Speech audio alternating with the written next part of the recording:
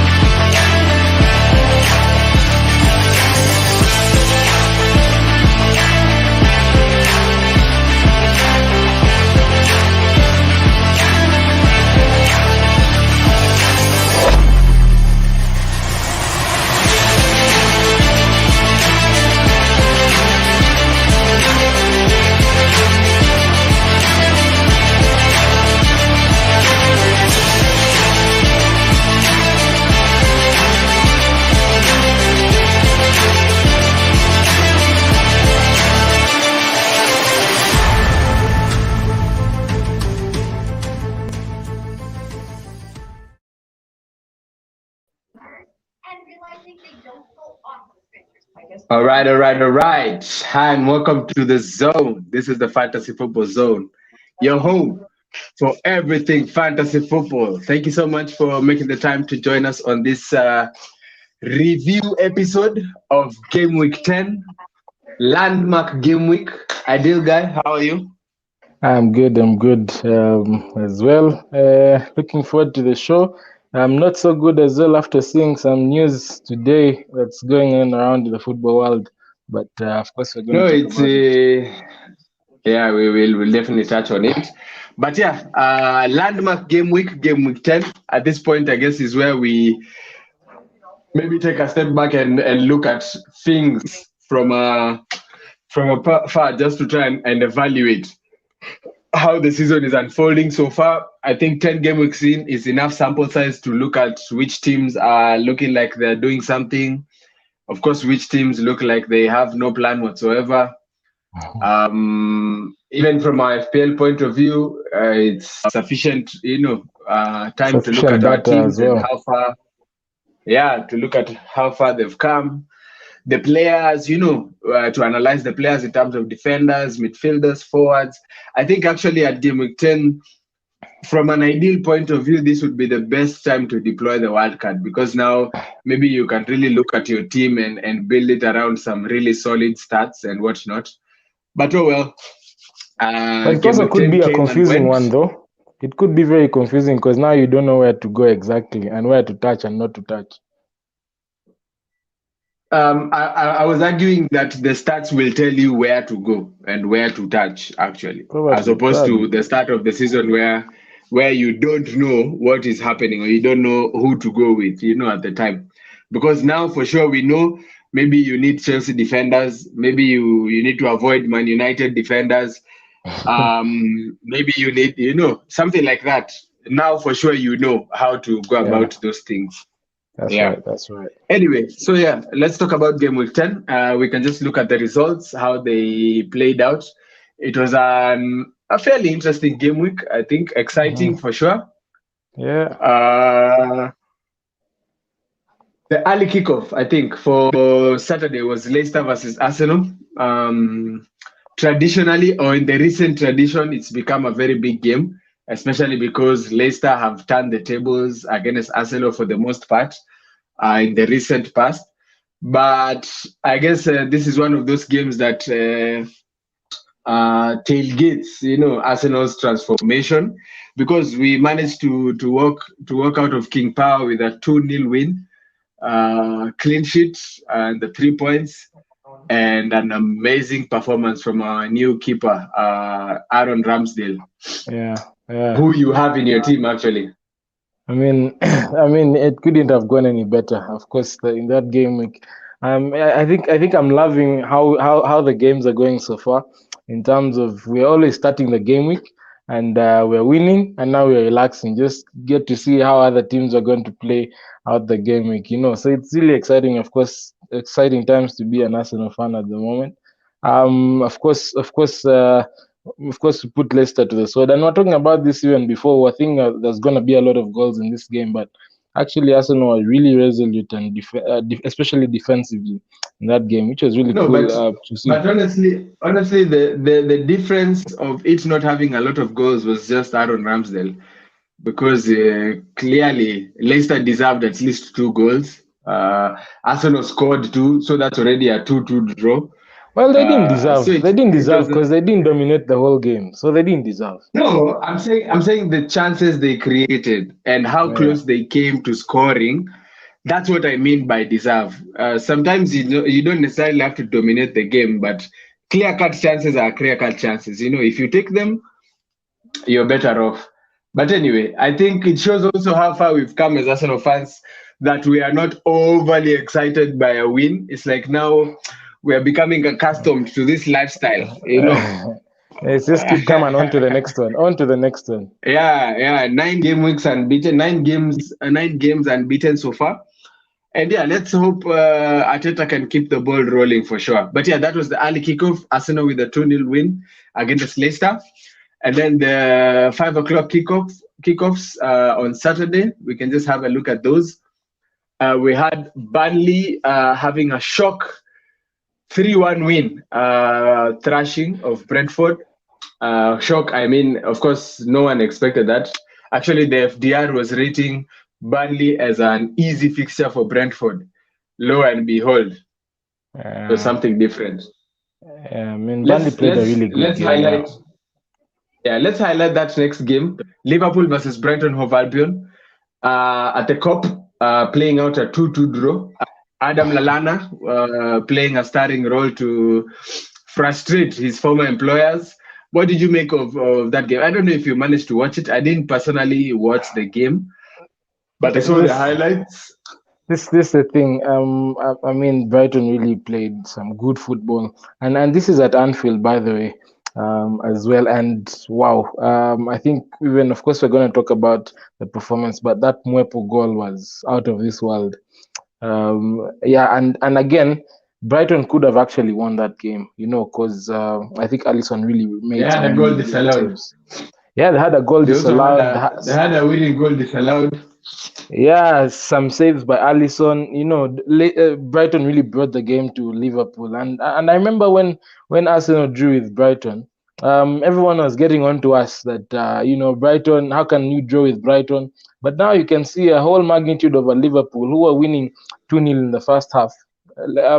Brighton came back, and of course it became 2-2. So it was a very interesting game to watch. Of course, many of those who now captain Salah, and of course he was more or less the most captain, and disappointed.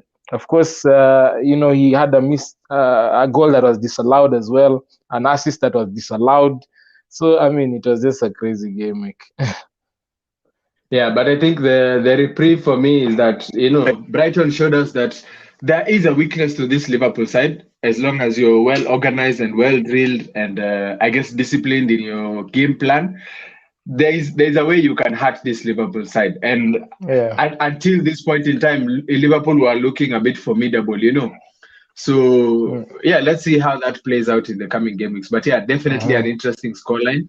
And this is why we love the Premier League, because at this point in time, at home, you are expecting Liverpool to get the 3 points. Of course. But they were frustrated. In fact, I remember we even predicted, we're like, no, this is going to be a slapping. Yeah. Lo and behold. And then the next fixture, we had, was it Man City against Crystal Palace? Another shock result. Defeat. Yeah. This was a shock result for sure, because Man City were at home at the Etihad. The likes of you had Man City triple ups, and it didn't go as planned. It definitely did not go as planned. Everything didn't go as planned. But again, as well, even before the red card, I think Crystal Palace really played a really good game. And there's something you mentioned in the preview show, that I mean, it's about time that Crystal Palace actually get the win. And I remember you mentioning that, and I was remembering Actually, that as that game was going on, and I'm like, hey, goodness, I think this is about that time. And even especially after that red card came, there's no, of course, City created chances, but I mean, I think Crystal Palace really deserved that win, and big up to them. yeah, for sure. And actually, of course, it was coming, but then we didn't Yeah, expect it would come against Man City. against City, yeah, Yeah, but also I like how Patrick Vieira has, the kind of mentality he has drilled into this team. This team is now a bit harder to beat. It's not the team that the Crystal Palace of old. It's like yeah, nowadays for you to beat them, you have just to go an extra mile. They have yeah. some really good players who are shining. The likes of Gallagher, Edouard. Zaha is of course their talisman. Benteke is having a good season. I mean, the team is coming together slowly, and they are causing some problems. And this is a statement win for them against Man City, away from home to get the Away win. from home. I mean, yeah. I mean, Arsenal were getting plaudits for winning against Leicester away, but then for Crystal Palace, this is even bigger. This is even bigger. And we're being, but So yeah, I remember as well. Arsenal was being bashed by drawing against Crystal Palace, and now you can see what Crystal Palace can actually do. Against even Man City, and I mean, how does again another question? Of course, such kind of draws like Liverpool draw and now the City loss. How does that as well affect the title race? No, it is definitely affecting the title race because you see, these are the teams that are literally kingmakers, or they are placing themselves as kingmakers, because that was at 3 points that Liverpool expected to have, but they only had one. That was some 3 points that Man City expected to have, they got none. So that's how the league is playing out so far. But yeah, interesting game week, amazing results. I think that it was the last kickoff or second last. Chelsea, we had Southampton. We had Chelsea and Manchester Newcastle. United. I mean, Newcastle and Chelsea, and then of course Watford and Southampton before the Elsa kickoff. Yeah. I think Newcastle Chelsea went according to plan for sure. The biggest surprise, of course, was the likes of Mason Mount being benched, despite being the most bought player. And Tuchel seems to have this habit now. He did the same thing with Alonso when Alonso was the most bought player, and he benched him. Now Mount similarly. It's like we can't win with the Tuchel roulette. We can't win with the Tuchel roulette. Yeah, but and that kind of rotation is going to affect a lot of FPL teams. No, yeah, it's a bit challenging, but yeah, good result for Chelsea, proving themselves as possibly now one of the outright favorites for the league. It's theirs to lose now. Yeah, it's theirs to lose, but then it's only a 3-point gap, but theirs to lose either way. Yeah. Of course, Southampton, Watford, Southampton. Watford were a bit disappointing. After that 5-2 win against Leicester, against Everton. Of course, and they were away from home. Yeah. I think we were expecting fireworks. We were expecting more than what they delivered on the pitch. I saw the highlights. Ismail Assar came the closest to grabbing an equalizer, which was cleared off the line. But other than that, they didn't really do much. And Southampton found a way to, just keep them quiet for the entire 90 minutes. And they nicked a goal, and what a goal it was, actually, to just secure all the 3 points. Yeah, Shea Adams. And Watford seem to be blowing hot and cold.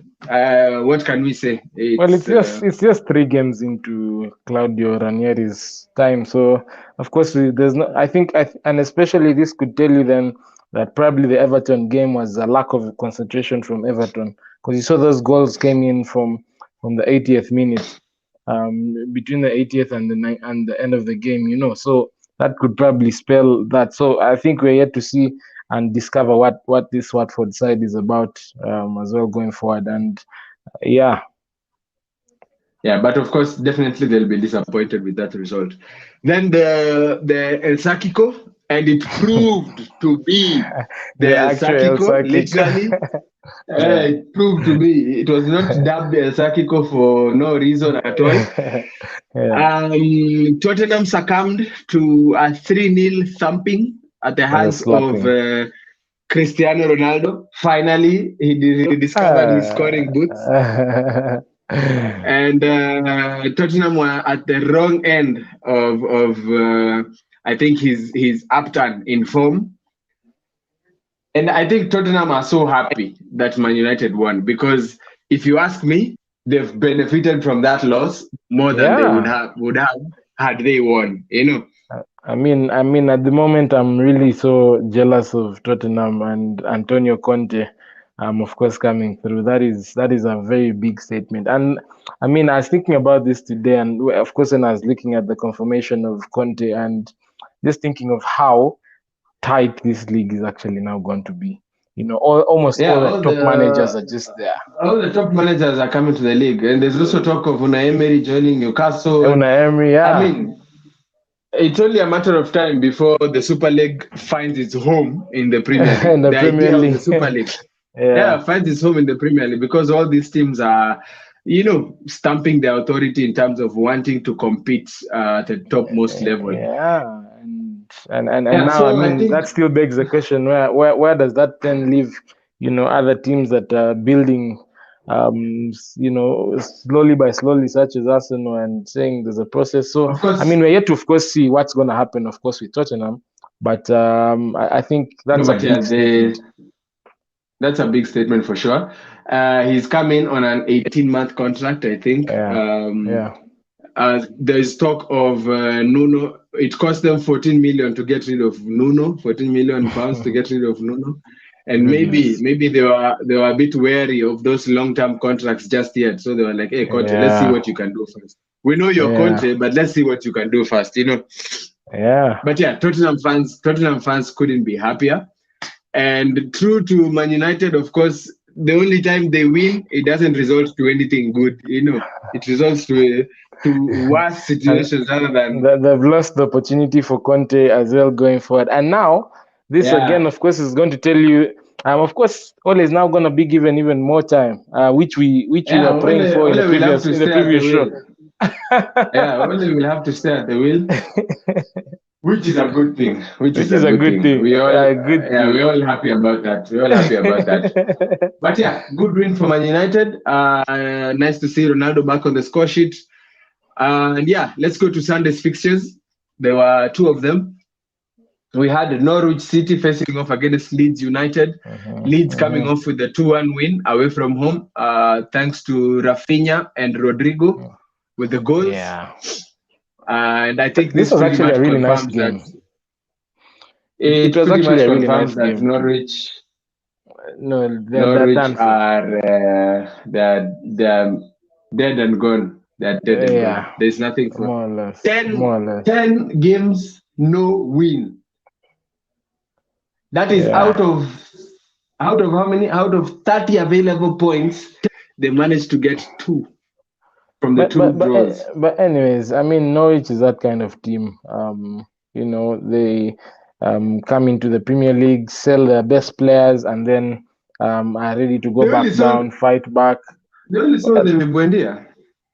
Well, that was their best player last year. I mean, it was one of the best players in the championship. So that was well big. It was one of them. So it was one of them. No, I'm saying one of the best players in the whole championship season last season. So I mean, that's of course a big thing. He contributed to most of their goals last season, and now you can see they're struggling to score goals as well. So that was a big piece out of their puzzle that was taken out. But this team definitely needs to get rid of their manager. I think that's the first move they need to make. Bring in Sam Allardyce. Yeah, bring in Sam Allardyce or some nigga like that who will just get a win out of nowhere. Because at this point they just need to get a win. And it's not necessarily that I'm saying they sack the manager because the manager is terrible and whatnot. But I feel like they need an uplifting. They need a different spirit. They need a different vibe, a different energy, And so, unfortunately, the manager will have to be collateral for them to be able to get that kind of energy going in around the dressing room. So I feel like a new manager is what they need, someone with a fresh outlook of things. Of course, the players are capable. They couldn't be in the Premier League if they are not capable of something. And maybe a new manager can give them a new lease of life. But the way it's going, it looks like it's not going to be good for them. No, it's doom and gloom for them, yeah. Yeah, but then also the next fixture, which was also very, very entertaining, Aston Villa versus West Ham United. Yeah. Aston Villa and another team that are grossly underperforming. You talked about Emi Buendia being the best player in the championship last season. He ain't doing nothing. Well, he got an assist in this game, to be fair. Yeah, he got the odd assist in this game. But I'm talking about a good assist, actually. No, my point is, when you look at his general influence on the game, it's not what he's capable of or what he was expected to be capable of. Actually, not only him, but then when you look at this group of players, and something seems to be amiss, because they have a very talented squad. Oli Watkins, Dali Int, Leon Bailey, Buendia. But that's the thing. This the thing with Villa, right? Of course, they lost Grealish to City, who without Grealish, even we could see last season, without Grealish, the team was more or less nothing. And then they brought in a number. Listen to my point. Listen to my point. Yeah. Right? Of course, they replaced him with a number of replacements. Leon Bailey, Buendia, brought in Ings, and really beefed up as well a lot on the attack. But again, you have to remember these are new players as well coming into a new team, and I mean they of course have to gel. So it's definitely not just as straightforward as it is with Villa. But again, also I feel for me Villa last season as well beat more than they could chew. That's my feeling about their last season. I think this is now the actual Villa. After spending 100 million on three or four excellent signings. This is they're definitely underperforming. I mean, Danny Ings is the kind of striker who will get you out of the mud in any time. Emi Buendia, I mean, Leon Bailey, these guys are exceptional talents, Bana. These guys need to do better, or we need to see better from them. I don't mean necessarily that they won't lose matches, but I mean the manner in which they lose. Sometimes you can see a worthy. Yeah, sometimes you can get a worthy loser. It's like, yes, you lost, but then you fought your heart out in that game and you left everything on the pitch. But it's not looking like that for Aston Villa at the time, and that's actually my bigger problem, rather than they are just losing, or something like that. But on the other hand, West Ham is keeping up their form. On the other hand, West Ham is I told you about West Ham that I'm not really happy about this West Ham side. They are proving to be, a bit more consistent than we thought they would be. The team has matured. The team seems to have matured. They have like a good blend in terms of the players and the talent, that they have in the pitch. Positionally, especially, their midfield is so strong. Their defense is so strong. Their attack is so fluid and versatile. It's like with Fornals and Benrahma and Jared Bowen and Antonio. You don't know where the goals are coming from. You look at Antonio, Fornals scores. You look at Fornals, Benrahma scores, something like that. They're having that kind of vibe going, and it's working for them. And finally, Moyes is showing that he is capable, of working wonders with a good team. And they look like they are genuine. I think contenders for that top 4 space. At the moment, they're really showing that they actually. Deserve that kind of spot, especially the consistency in the performances and how they actually, and not only just in the Premier League, even in the Europa as well. We're seeing them performing. We're seeing them performing even Carabao, taking out Manchester United, taking out City. So they're actually doing good bits. Yeah, they're doing exceptional. I think they're a team to watch. For sure. West Ham are doing exceptional. And the last game, which was on Monday, the Monday Night Football, Everton versus Wolverhampton Wanderers. which played out to 2-1 win for Everton. Goals from Kilmark and Jimenez, and consolation strike from Alex Iwobi. I watched that game. It was an amazing game for sure. Wolves are finally clicking.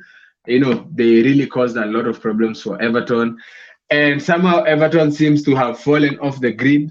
It's like all of a sudden they can't master up the performances. I don't know if are they missing Dukure. Dukure is not yet back from injury. Yeah, he's not yet back. I think Dukure was a really big piece of that puzzle, putting together. He's a box-to-box kind of midfielder, putting together both the defense and as well the attack, the transitioning as well. He was so good in transitioning, quick from defense to attack, which they're really struggling with right now, as well. So and they're struggling for goals. Calvert is still not yet back.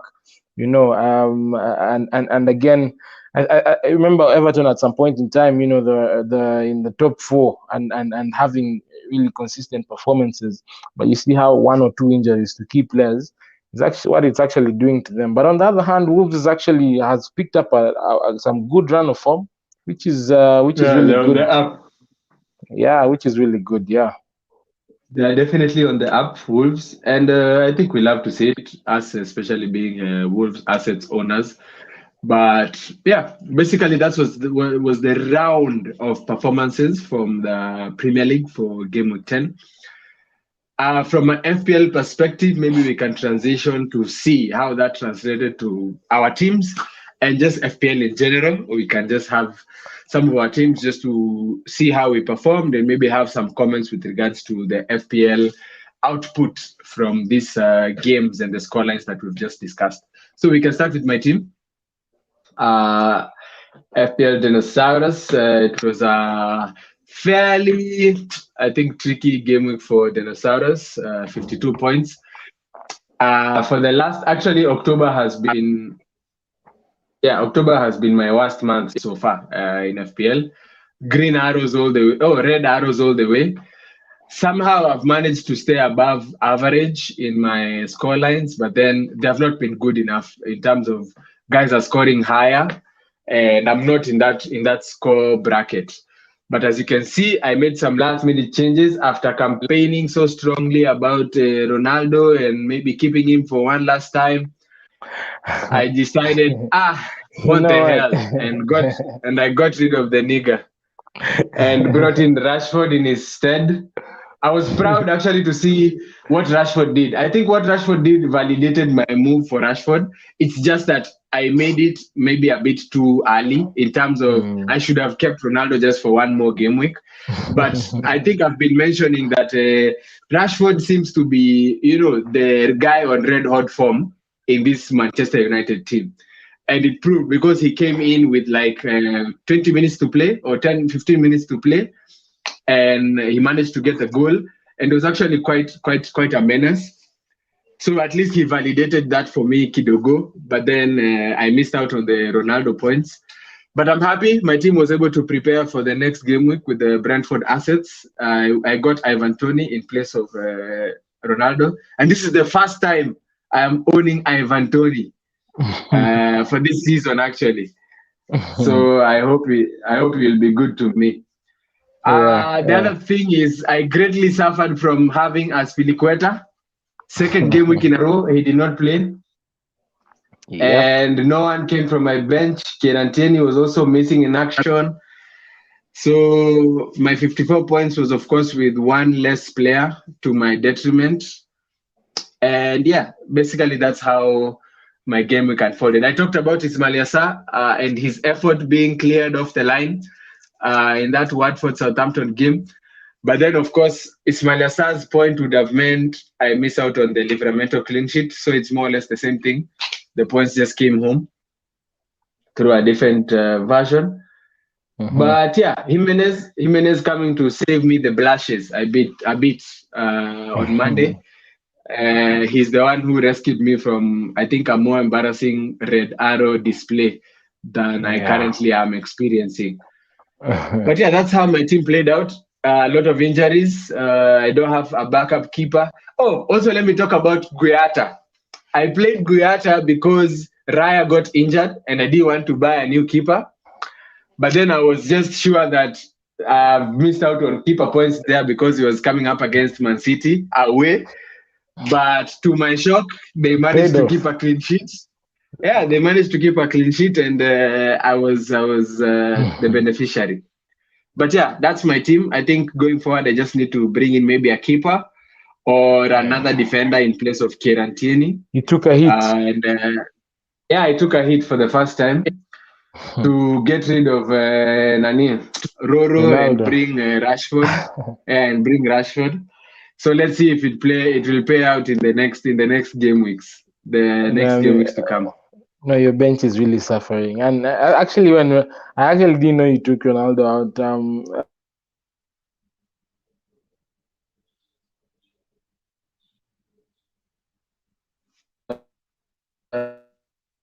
Me, you know what's.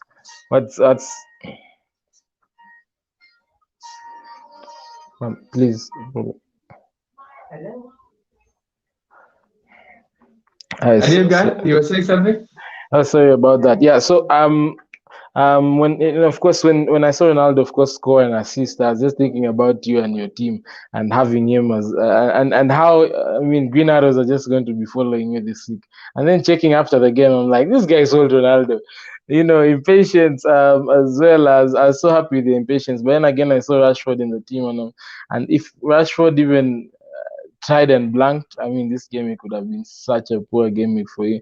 But again, I think on the other hand, there's Piliqueta. Of course, you not having a bench really helped me out because I think I'm really now starting to catch up. I'm seeing the points reducing. Yeah, slowly but not surely. But yeah, I think if Rashford had started that game, I guarantee you, I feel like that move would have been more brilliant than it looks at now. As of now, Rashford, I think, would have gotten 2 goals or more. But the only challenge with Rashford is that we don't know whether he's a starter, you know, a solid starter in that team. So no, he must be. He must be. He must be. I was always trying to save his jobs. So he's picking players who are gonna save his job. And Rashford is the player. Rashford has scored in every game he's played so far, coming from injury. Yeah. He scored in every game. So, but yeah, of course, I'm sure he likes to have an option in terms of a super sub on the bench. At this point, maybe Rashford is playing that role. But of course, we all know Rashford is a starter, so it's only a matter of time. Yeah, that's right. Yeah, we can get to my team. All right. Hey, this team was a struggle. Goodness. And I'm tired of benching Livramento. Let's just get that in there. I'm tired of benching him. Out on all Livramento points. All Livramento points. All of them. I think this is the challenge with having such a defense like mine, with only star defenders, you know, Trent, Cancelo, Laporte, and James. But I mean, Laporte, how disappointing to get a red card and a -3. That really affected my game week, of course.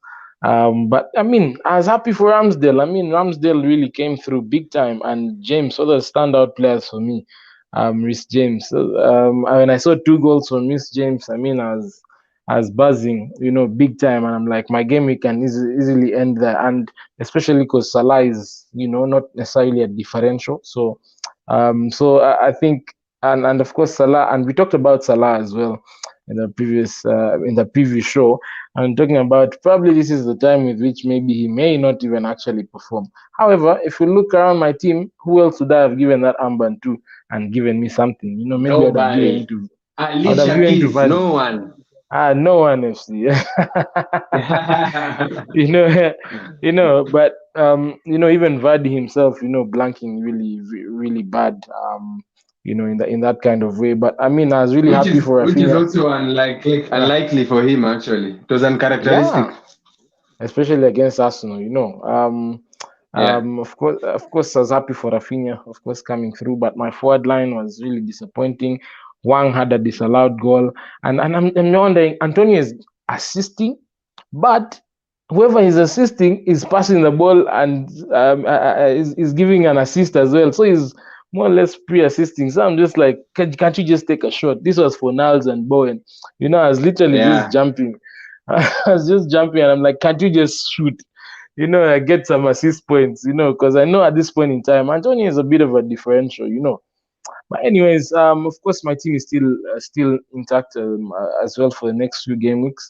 And I already took Laporte out immediately, so that price drop doesn't. The price drop doesn't affect you. It doesn't affect me. And the person I brought in, the price is already going up, so I'm glad. That must be whose price is going up? Preview show. Let's keep it for the preview. Okay. But I think you were talking about my team, but the truth is, your team, if not for Rhys James, you would be flat-footed. Your team, actually, Rhys James was the saving grace for your team. And when you look at triple Man City, what affected me a lot. And you remember when you were tripling up on Man City, I told you not to triple up on Man City. And of course, we had the conversation, but then it's actually yet to pay off for you. The Man City triple up, it's actually yet to pay off so far. I think the defenders are the ones who have paid off for the past few weeks. It's the Foden. Actually, Foden, I brought him in this week. It's only last week that they kept a clean sheet, right? No, they didn't. Last week they didn't keep a clean sheet actually also. Since you wildcarded, I think they've played 2 games or 3 games, and they've only kept 3 games, and they've only kept 1 clean sheet actually. And Foden has not scored. In those 3 games. Foden wasn't in my wildcard team. I had Grealish, and he gave me a couple of points there, assist points. And then you swapped him. And then I swapped him for Foden last week. Yeah, no, for me, I think putting all your eggs in one basket, especially with the pep roulette and everything, I think it's too much of a big risk. But then let's see how it plays out. Because now the next game they're coming up against Man United, and you have now, I think, how many players in that game? Oh, it's only 3 because you don't have a Man United player. So I'm just banking on City doing something. That's all I'm banking on. And which I know there could be a disappointment. I'm feeling a disappointment. Yeah, let's hope, because Laguna made his name by winning against Man City consistently last season. I don't know if he will keep up that tradition come this weekend. However, a teaser to that is that I'm no longer on a triple City, so yeah. Okay. So it means you're on a hit. It means you're on a hit. Not really. No, it means you're on a hit. Because just made one transfer. You took out Laporte. So you're on a double up. You took out Laporte. Yeah. Okay, that's okay. Can't wait to see those changes in the previous show. But yeah, I think game week 11 is like a new lease of life in terms of, the first 10 game weeks are done. Everyone has seen enough. Let's see now how we transition to the next 10 games. And of course, these ones are monumental because the top 4 battle is heating up. The bottom 3 battle is shaping up. The mid-table section is also becoming unpredictable with the likes of, Brighton and Crystal Palace and Wolves and all these teams just, causing a star up and throwing a spanner in the works in terms of this game. New managers coming in. Yeah, Tottenham just got a new manager. Watford got a new manager. All these, remember, are Premier League winning managers. All these managers are Premier League winning managers, actually. Conte winning the Premier League with Chelsea. Ranieri with Chelsea as well. Oh, with Leicester. He won the league with Leicester. So like the competition is just getting stiff. We're waiting to hear the announcement of who Newcastle are gonna bring in. So, and Christmas period, November into December is now more the Christmas period, football frenzy. This is when now, of course, football is also coming in thick and fast. The games are, the games are quite packed in there. So we have the teams like Man City and Man United and Chelsea who have, the Champions League as well as the Premier League as well as all the other small competitions happening. All these factors are going to come to play.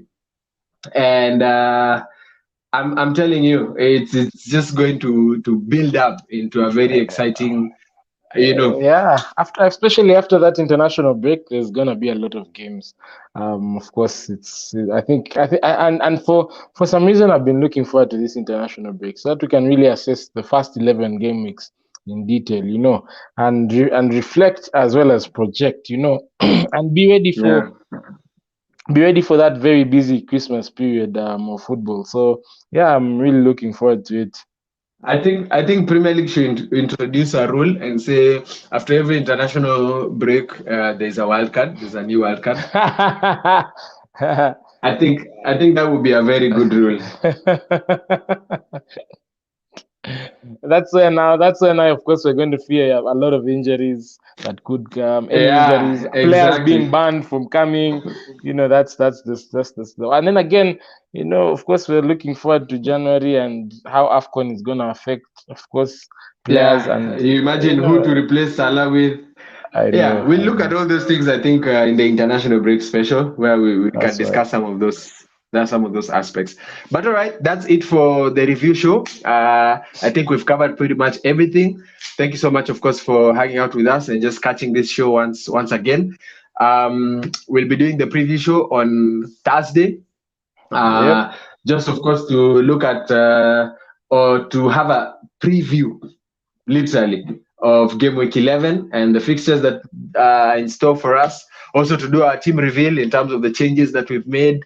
And yeah, we're excited. We're excited to see how it plays out. So thank you so much for hanging out with us. From me, that's all. Peace out. Yeah, peace out for me.